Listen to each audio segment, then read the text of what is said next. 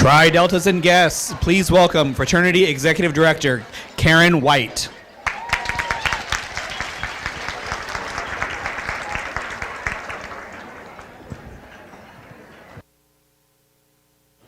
Hello, hello.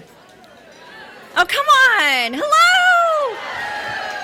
Thanks for being here. There's so many of you. You're awesome. My name is Karen White. I have the honor and the privilege of serving Tri-Delta as Executive Director, and I also have the privilege of serving as the Interim Executive Director for the Tri-Delta Foundation, which means I have twice the pleasure, twice the fun, and if I could bring in twice the donations, I'd be all set. That interim thing wouldn't be interim anymore, right? Thank you all for being here. I can tell you I'm a year into my role, and I may be the most grateful person to see all of you out there, right? I am now fully in the know. I actually understand the job that I accepted. And what I know more than anything else is that this is an organization that is led by volunteers. You are the lifeblood of Tri-Delta.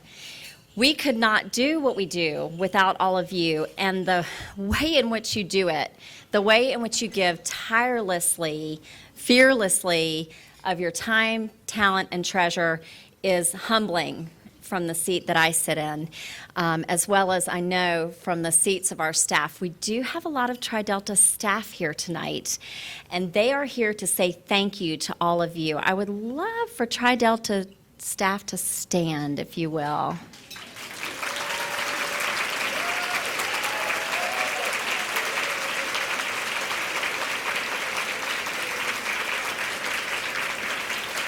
This is one dedicated group of people, I will tell you. Really, they wanted to stand and applaud all of you, though, because you are the folks that make it happen, and we are here to support you. Tonight, I do have a special privilege, though, and an honor. I get to introduce Emily Greer, our keynote speaker, and the newest member of Tri-Delta with Dawn Davis. So I'm going to read the official bio here for you. So Emily Greer, as Chief Administrative Officer for ALSAC, St. Jude Children's Research Hospital, Emily leads the day-to-day administrative operations while also overseeing leadership and cultural development issues. Her responsibilities include business continuity, merchandise marketing, human resources, event marketing, and logistics. This is the hardest working woman in show business. Throughout her more than 20-year tenure with ALSAC, she has previously served as the Senior Vice President of Human Resources and as Chief of Staff.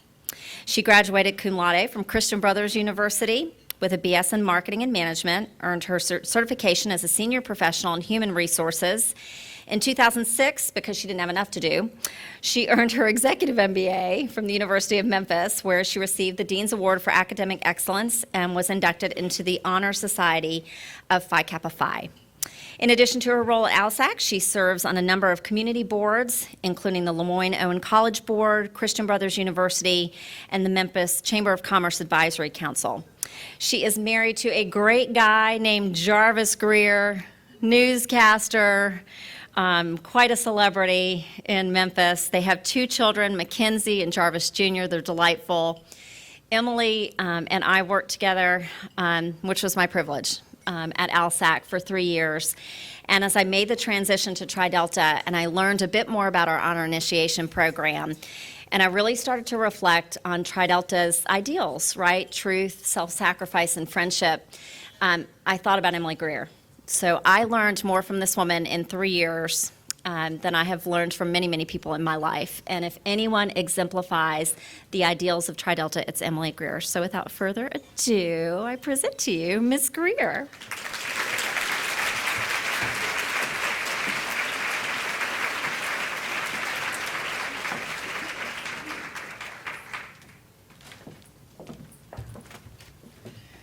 Well, there are a lot of you. Well, thank you, Karen. Thank you, Karen. Talking about a hardworking woman and a woman who never stops thinking. She never stops thinking. And that's good for you because we are going to be very successful because you are executive director of Delta Delta Delta. Well, I get to say this. Hello, my sisters.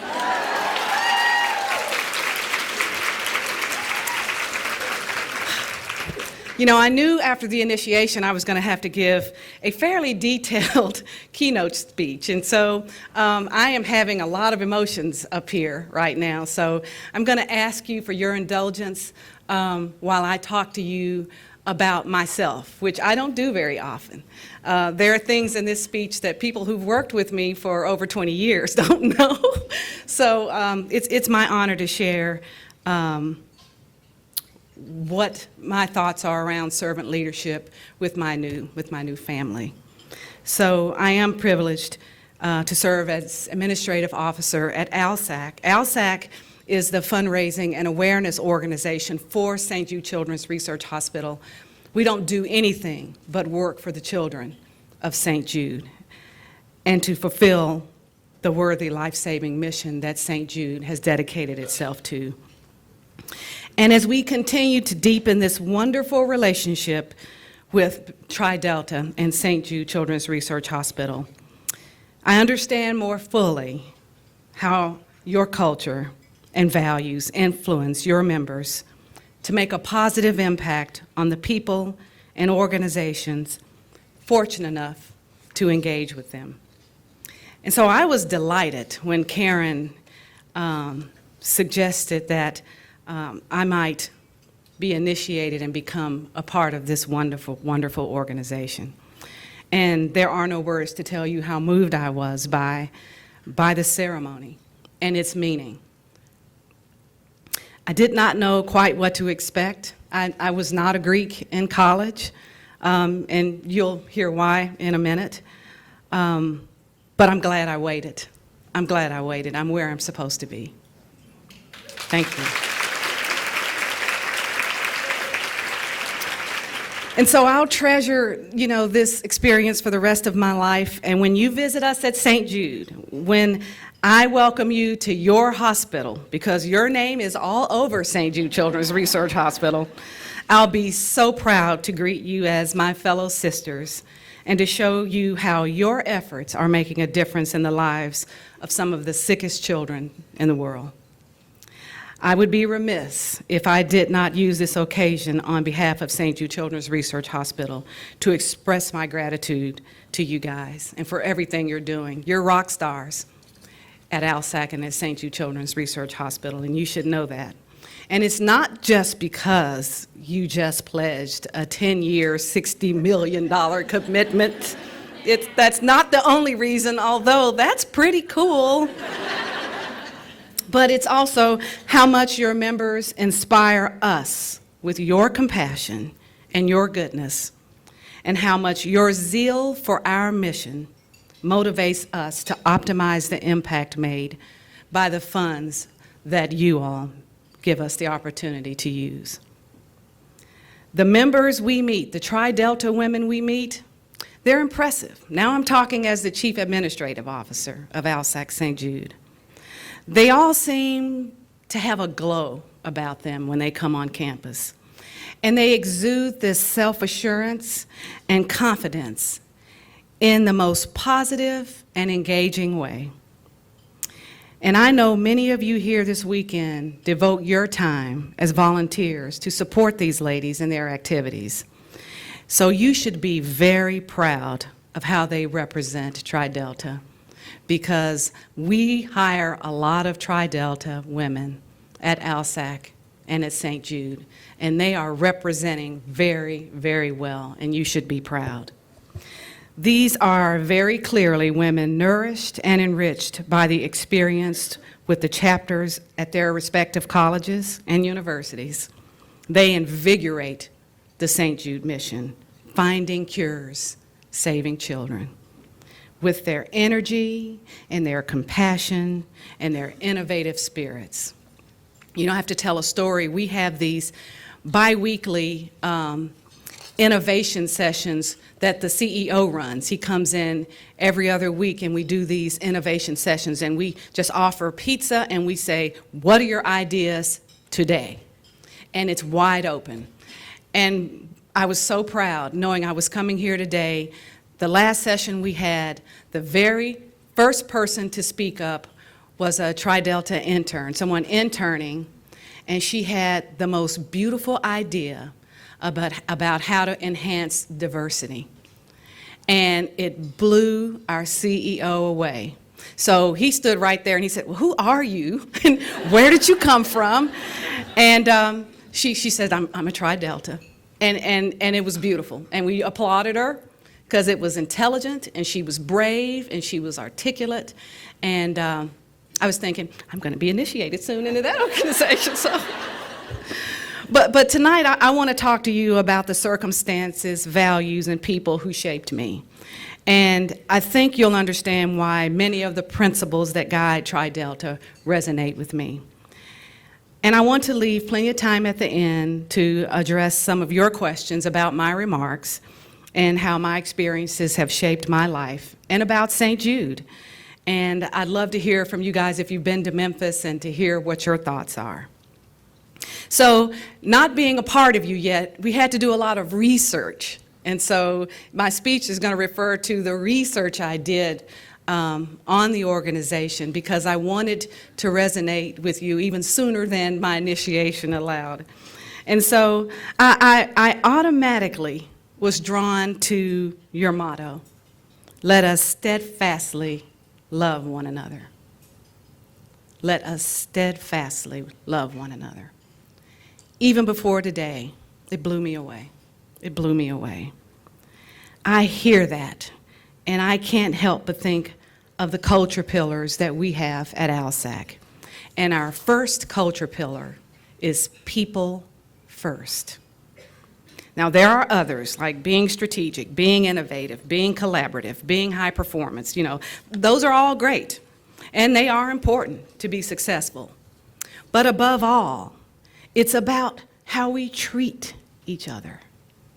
It's about demonstrating respect.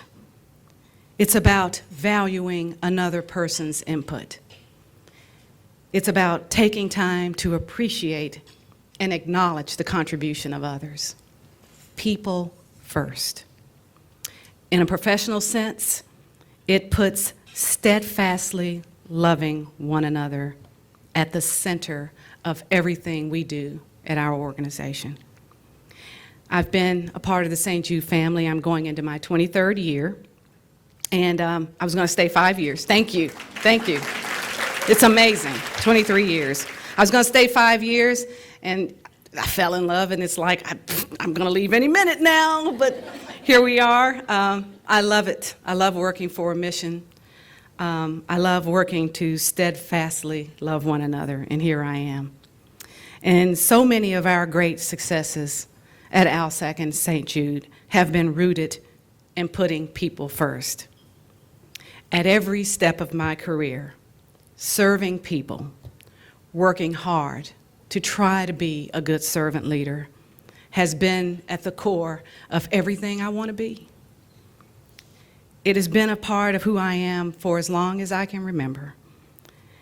So I want to share with you my own personal story, but I think it will help to first stop and consider the concept and the definition of servant leadership first.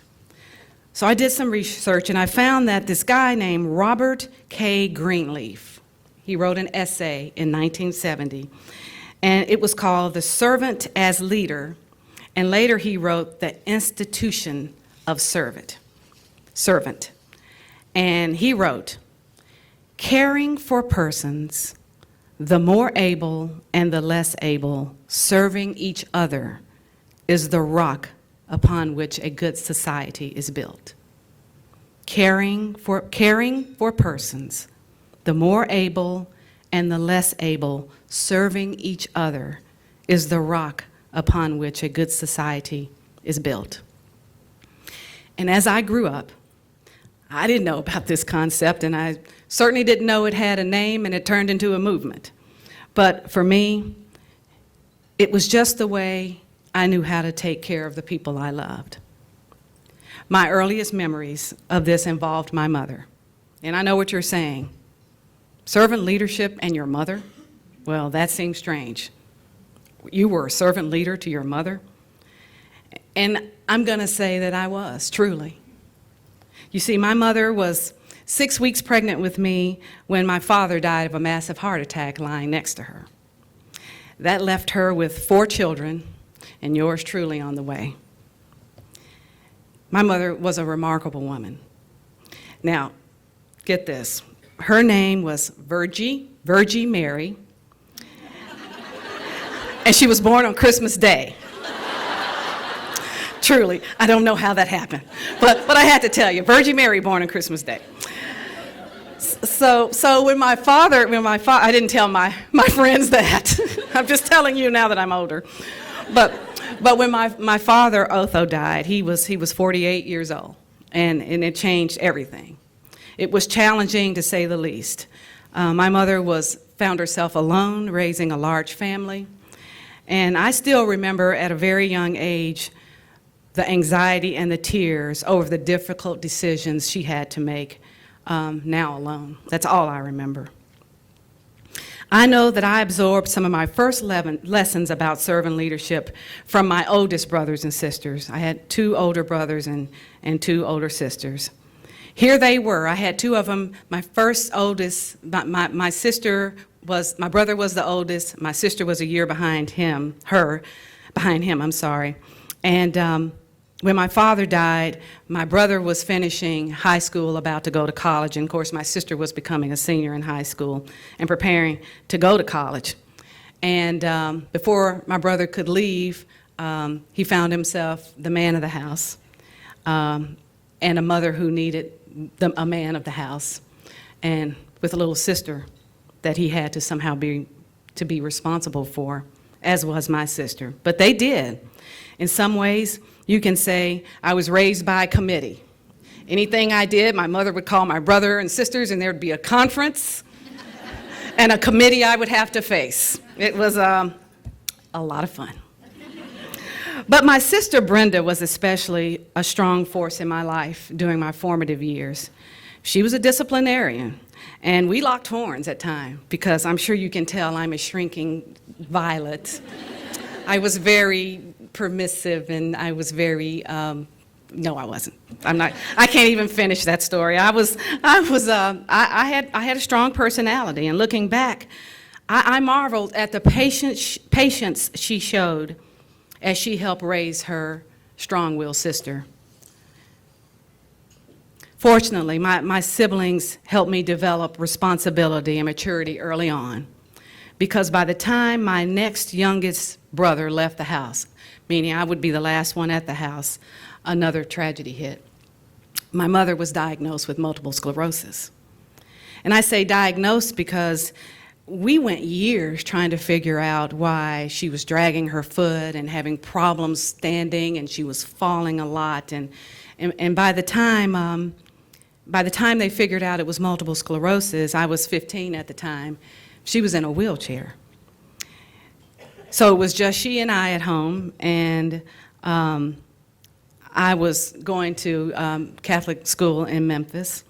And by the time I was 15, I was fairly entrenched as her caregiver. There wasn't anybody else there.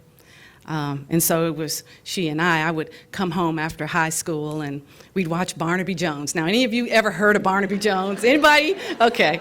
We had fun. We had fun. We'd watch Barnaby Jones on every Tuesday night, I think it was. But this is when I learned how to serve humbly, on my knees sometime, whatever was necessary. This is where I learned to be strong and not to cry, because I didn't want to upset my mother. This is where I learned to protect my mother, as if I was the mother lion, although I had yet to become a mother. And this is where I learned to remember to love the weak and the sick and the hurt. I went to college locally, and I remained at home to take care of my mother when I wasn't in school. I could have gone. I went to Christian Brothers University. It's a small private school in Memphis, and I could have gone to University of Memphis. It's the big university in Memphis, and the private school costs more, and I took loans out for that. My mother said, "Oh, I'll mortgage the house," and I was like, "Oh, no, no, you won't." Here she is again from her wheelchair trying to, give her house so that I could give an education. I took out the loans and I went to school, and I worked my butt off. But I needed Christian Brothers University. I needed that environment, the small, nurturing Christian environment that CBU offered. The mantra for Christian Brothers is, enter to learn, leave to serve. And from elementary school, through high school, through college, that was what I knew I needed to do. I was born to do it. I didn't know anything else. And that obligation was instilled in me to the point that I always asked, how do you serve the least among us? How can I do more? Because I knew there were a lot more homes and a lot more families who were living the life that we had to live. Kids who had to support their parents in even more dire circumstances. I was blessed. I had a loving mother, and we didn't have much, but we had each other, and I could go to school, and I could come home, and I was loved, and she provided a safe home for me. And so I knew early on that it was very, very important to serve the least among us. And so I went through my 4 years of college, and at my college graduation, my sister Brenda, who had helped raise me and channel my strong will, told me after graduation, all right, it's time for you to leave. You've done enough here. I'm going to move back home, and you're going to go and get a life. And I couldn't believe it, because she basically left the free life she had, and we swapped roles. And so I went out on my own. I stayed in Memphis. I didn't go far, but I did begin my career, and I got married, and I started a family. And as I started to build my career and pursue my volunteer activities, I found that the lessons of selfless leadership came in very handy. I listened more than I spoke. I had a deep, sincere concern for others. I had a natural desire to look for ways to remove barriers from others' lives so that they could thrive. And I sought to protect the people in my life like a mother lion. More and more, I saw that my inclination to think first of how best to serve those in my life would require embracing the role of servant leadership. It reminds me of another quote from Mr. Greenleaf about servant leadership. He wrote, "It begins with the natural feeling that one wants to serve first. Then conscious choice brings one to aspire to lead. That person is sharply different from the one who is leader first." And I truly did want to serve first in my life. Now, many of the Tri-Deltas I have met demonstrate to me that the culture built over more than a century breeds servant leaders. I heard it in my initiation all today. I could barely sit there and contain myself. And I tried to prepare to come here, and I read a bit about Tri-Delta's history, and I can see that it goes back to the very beginning of Delta, when extraordinary women saw the need for a new group. I love this quote from our founders. "Let us found a society that shall be kind alike to all and think more of a girl's inner self and character than her personal appearance." I love that. It still resonates today. Now, it was a different time and a different context, but another famous quote came to mind when I saw those words.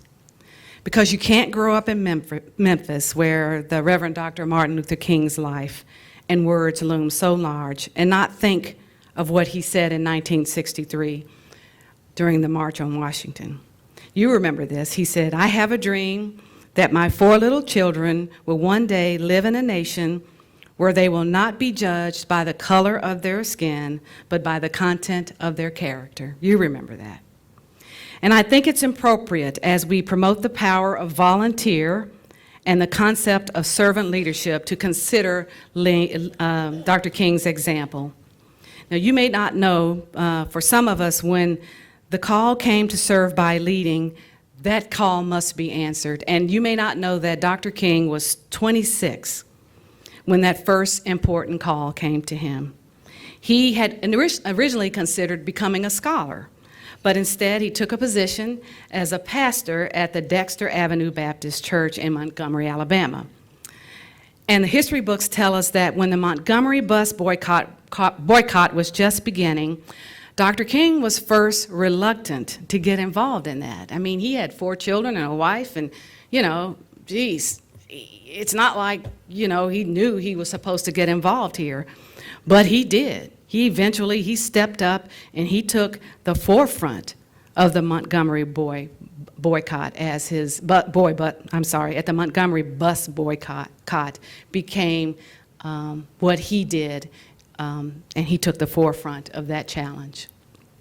He answered the call. Others did too, of course. If you're familiar with the movie Selma that came out recently, you know it featured an ensemble cast and a brilliant young director named Ava DuVernay. And she insisted on making sure attention was given to those many servant leaders who helped change the course of history. And so I have a video for you that I want to show you that kind of highlights servant leadership among the people who served at this time, but they weren't Dr. Martin Luther King. So watch the video, please. For a lot of people, Coretta is the only real female figure of the movement, but in fact, there were some incredibly dynamic, powerful women that played as much a part in making Selma the moment in history that it was as any of the men. We're gonna finish this. We promise you that, Miss Amelia. Amelia Boynton's a wonderful historical character that was unapologetically fearless in this movement. Miss Nash. Mr. Bevel. Diane Nash is this incredibly courageous woman. I mean, at 20, she was able to make the Attorney General of the United States call and say, "Who the hell is Diane Nash?" Because she was creating such a stir. This right here is the next great battle. Behind every one of those men who's out there, there was a mother, aunt, a wife, a sister saying, "You can do it." There's also this notion that the people that fought in the movement were trained leaders. And the truth is, they were just people and didn't know what else to do but do something. Great job! Great job!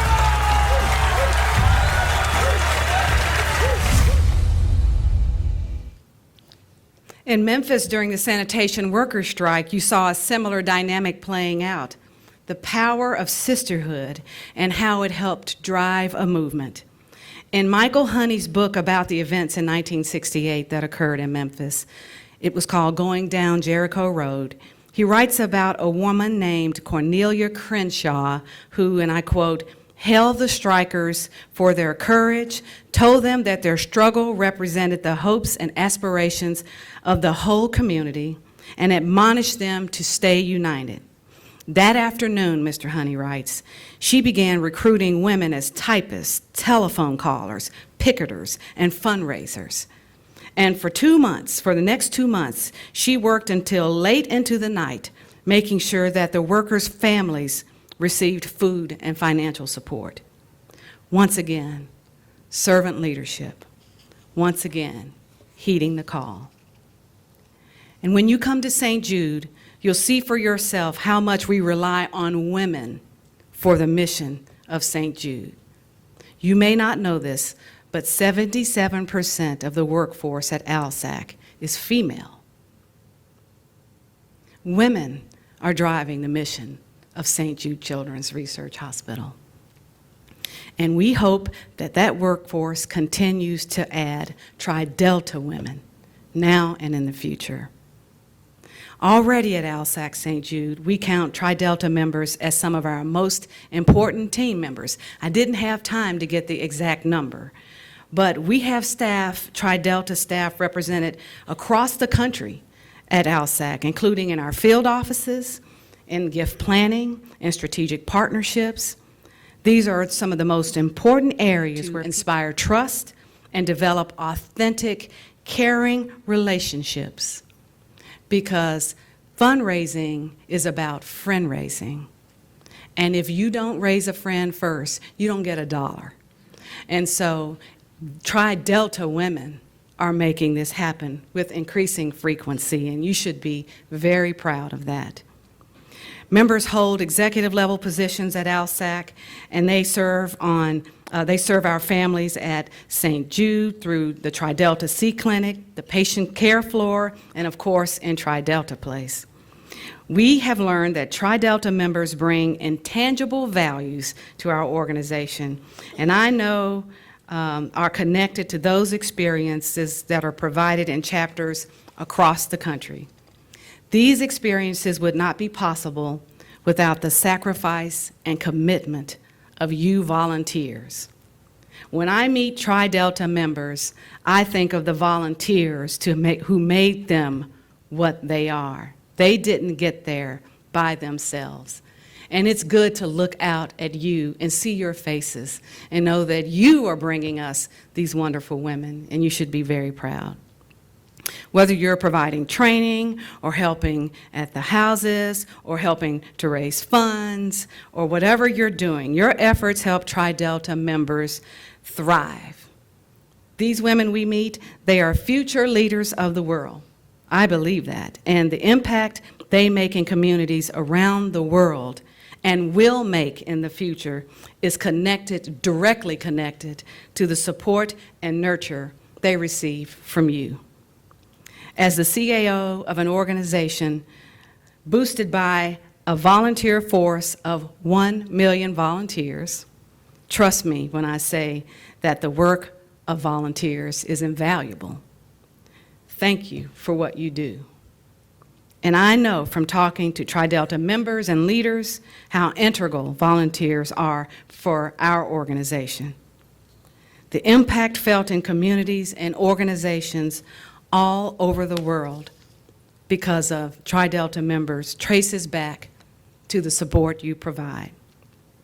You know, I have to rush back in the morning because we are in the middle of the PGA golf tour in Memphis, the FedEx St. Jude Classic, and of course it's for us, and so we have to be there in force. But I've spent a lot of time out there, and St. Jude, FedEx has supported us for 45 years now. And the FedEx St. Jude Classic is hugely important for us and has raised millions of dollars over the years. And I want to urge you guys to take a look at it on CBS because they so generously take their advertising dollars and they allow us to tell St. Jude stories with it. So I want to invite you guys to do that. But I bring it up because when you go there, you see that a vital ingredient to making that PGA tournament a success has been the volunteers. Many of these people take a week of vacation in order to volunteer for the golf tournament. Some of them do it for the love of golf, but if you talk to them, they tell you that many of them do it because they want to be a part of something that's bigger than themselves. Some of them have been doing it for 30 and 40, even 50 years. And it's remarkable how the culture of one of Memphis's most important civic events relies upon the enthusiasm and the devotion of volunteers. This year we're marking the 45th anniversary of our founder, Danny Thomas, and St. Jude becoming affiliated with the PGA tournament. And I cannot come here and talk about servant leadership without mentioning Danny Thomas and his dream. On our work badges that we wear, there's a quote from Danny. He said, "No child should die in the dawn of life. No child should die in the dawn of life." And that led him to do everything he did that created St. Jude Children's Research Hospital. We're working every day in partnership with you and other organizations to move closer to the day when cancer will no longer take a child in the dawn of life. It does today. It still does. We've made lots of improvement, but not all the children live. Since 1962, when Danny Thomas first opened St. Jude, the survival rate for overall cancer was 20%, and it's 80% today because of the research, to a large part, that's occurring at St. Jude. But when Danny Thomas first felt called to open the hospital, that not only treated desperately ill children, but also researched cures for catastrophic diseases, the survival rate for ALL, the most common form of cancer in children, acute lymphoblastic leukemia, was 4%. It was a death sentence. So when Danny and a young doctor named Douglas Pinkel from Buffalo, New York, decided to come here, Danny asked Dr. Pinkel to come. He became St. Jude's first medical director. Dr. Pinkel's peers, because again, cancer was a death sentence for children back then, and even his mentor told him not to take the job. They told him it would be career suicide because these children couldn't be cured. And to Dr. Pinkel, it was heartbreaking that hospitals in those days did not treat those children. They put them to the side so that they could die in peace. But Dr. Pinkel refused to accept that. He answered the call, even though it meant uprooting his family and moving to Memphis. And it was Dr. Pinkel's team at St. Jude that eventually became the first to announce a cure for leukemia had been developed. And today, the survival rate for ALL is 94%. Just imagine if he had listened to his friends and even his mentor. It's an extraordinary story, but I submit to you it traces back to what we're talking about this evening, servant leadership. It began with Danny keeping a promise he had made as a struggling entertainer to St. Jude Thaddeus, the patron saint of hopeless causes, and it led him to become a servant to the children. He enlisted people from all around the country in his cause, and now it includes his children and his grandchildren, and an army of friends. Earlier this year, we dedicated a new facility in the name of Danny's oldest daughter, Marlo Thomas, and at that dedication, she spoke so eloquently about inheriting the call to serve from her father. And I thought I would bring an excerpt for you so that you could hear it in her own words. I keep thinking of my dad telling me and Terry and Tony that when he was gone, St. Jude would not be our burden or our responsibility to carry. It was his promise after all. And I tell you the truth, we were relieved because it looked like a lot of work. And it was actually psychologically brilliant, because after all, how would he know that we would each come to it in our own way? And I want to say to the next generation of Thomases who are here today that I'm not as good a person as Papa was. This is your burden to carry.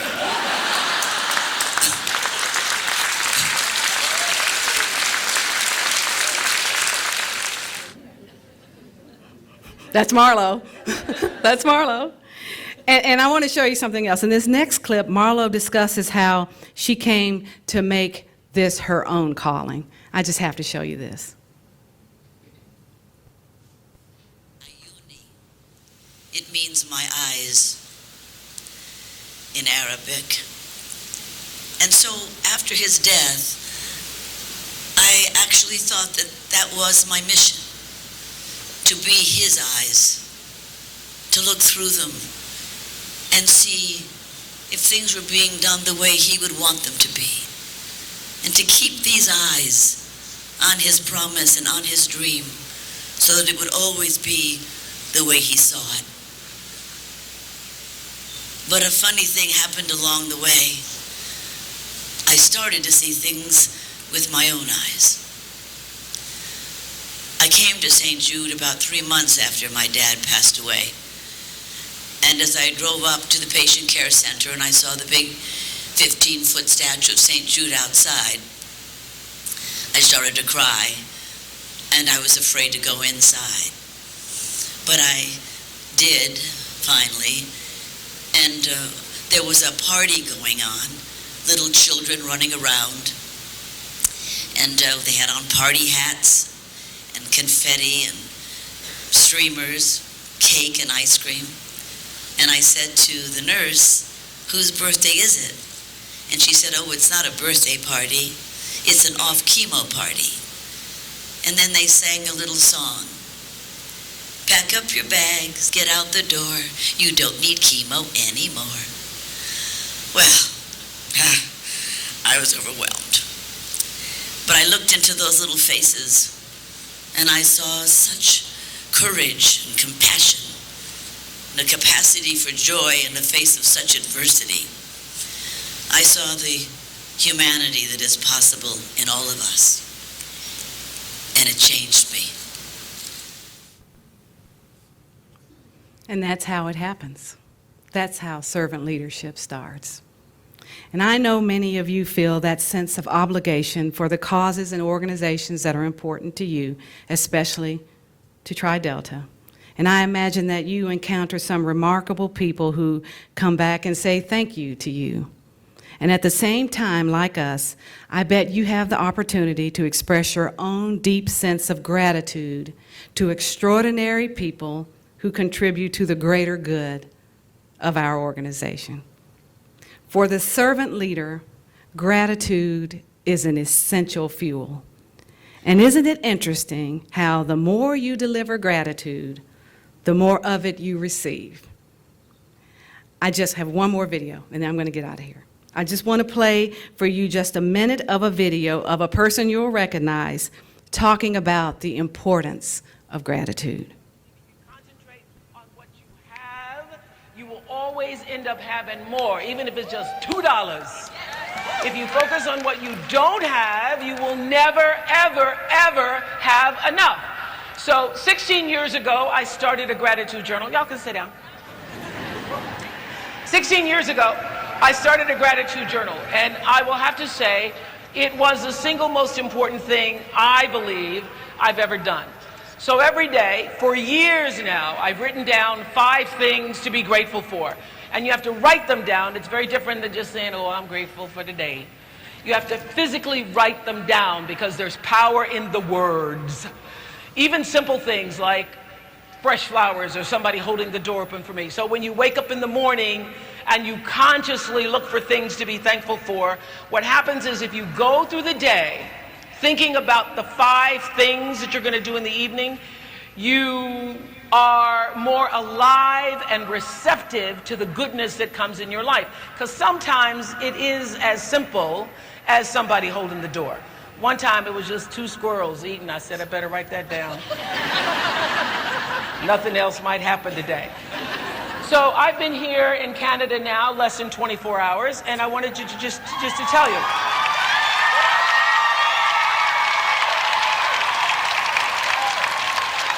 Focusing on all the good. So I started yesterday when I landed. So the first thing I wrote down was safe landing. Every time the plane lands, that's a good feeling, right? Then I came here, I had a very nice hotel room. That was another thing. And when I walked in, they had the refrigerator all stocked with my favorite stuff. They had peanut butter and almond milk in there, my Mary's crackers. And there was no one in my hotel. Thank you, Oprah. That was more than what we wanted to play, but you get the idea about gratitude. And now that brings me back to my personal story. You all remember my sister, right? She helped raise this strong-willed little sassy girl, and then she came back on my college graduation day and said, go live, I'm going to take care of Mom. And she did that. Fast forward to year 2000, when she's afflicted with a deadly liver disease, so dire that the doctors called the 4 siblings together and said that she's going to need a liver transplant. And her best chance of survival is if one of you is her donor. And They wanted us all to be tested, one at a time, just so that the first one who could make the test, pass the test, would be the donor. So we were all asked to go home and think about it and to talk about it and to decide who would be the first to be tested. So I went home to my husband and I told him the news. I had a couple small kids at that point. But ladies, I knew. I was already convinced as I drove home that that moment was one of the reasons that I was born. I was born, in part, to give my liver to my sister. And so I answered the call. I remember the night before the surgery, all my family had left and gone home. And the nurse came in and she said, well, this is the point when most people need some good medication. Would you like some Valium? But you know, I was more calm and at more peace than I had been at any point in my life. I waved her off. I didn't need it. And I slept like a baby.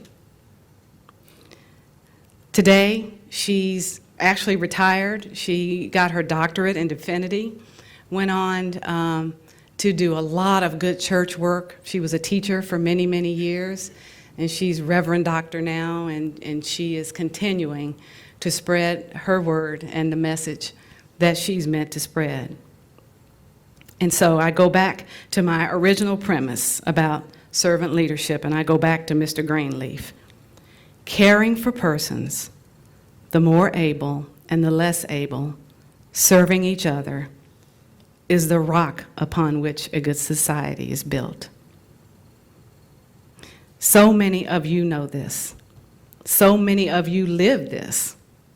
And I'm here to tell you tonight, being called doesn't necessarily mean leading a resistance against injustice. Being called doesn't necessarily mean you have to find cures and save children. And being called doesn't mean you have to give 60% of your liver to anybody. But when you volunteer your time and your experience to those who come through these chapters, when you offer your kindness and your counsel, you too are embracing the role of servant leadership. And so I just want to say to you, thank you for bringing me into your fold. I'm so very proud to be your sister, and I look forward to many, many years of working beside you as a servant leader. Thank you very much.